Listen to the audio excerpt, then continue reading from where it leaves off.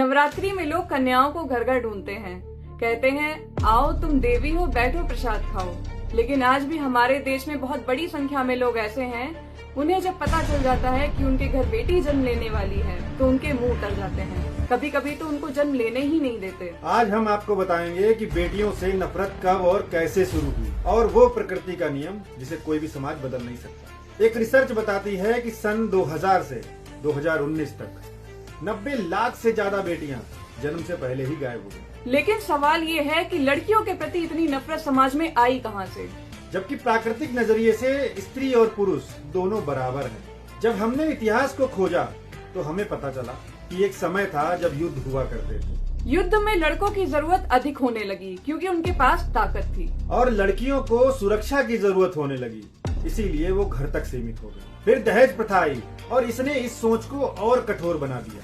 बेटियां बोझ बन गईं। शादी के समय अमीर माता पिता अपनी बेटी को आभूषण, कपड़े, जमीन, जानवर सब देने लगे।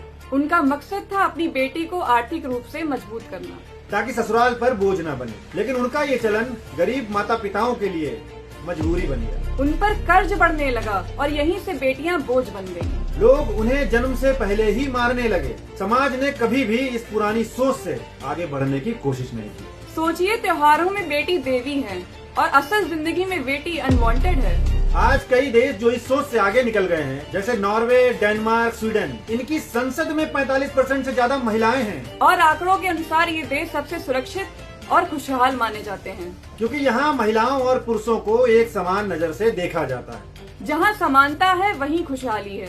आज बेटियों की जरूरत हर उस देश में बढ़ रही है जो खुशहाल है, जो तरक्की पर है। बेटियां पुरुषों के मुकाबले बहुत अच्छे से बिजनेस चला रही हैं, साथ ही घर भी मैनेज कर रही हैं। जो देश बेटियों को बराबरी देता है वही देश आगे बढ़ता है। एक रिसर्च कहती है कि महिलाओं का दिमाग नेचुरली मल्टीटास्किंग होता है। वे आसानी से एक समय में कई काम हैंडल कर लेती हैं, जैसे बिजनेस करना, साथ में बच्चों की परवरिश करना और घर भी मैनेज करना। एक रिपोर्ट बताती है कि जिन कंपनियों में वुमेन लीडर्स हैं, वो सालाना 20 से 25% प्रॉफिट में रहती हैं। अब सुनिए प्रकृति के नियम। हर 1 से 5 लड़कों पर 100 लड़कियां जन्म लेती हैं। क्यों? क्योंकि लड़कों की मृत्यु दर ज्यादा होती है। कुल मिलाकर 20 साल की उम्र आते आते औसत बराबर हो जाता है। लेकिन जब लोग बेटियों को गर्भ में ही खत्म कर देते हैं तब प्रकृति का संतुलन बिगड़ता है और पूरी पृथ्वी पर कहीं ना कहीं ज्यादा लड़कियां पैदा जरूर होती हैं। इंसान अगर अपनी सोच बदले और दोनों को बराबर नजर से देखे तो बेटी बोझ नहीं, भविष्य की शक्ति है।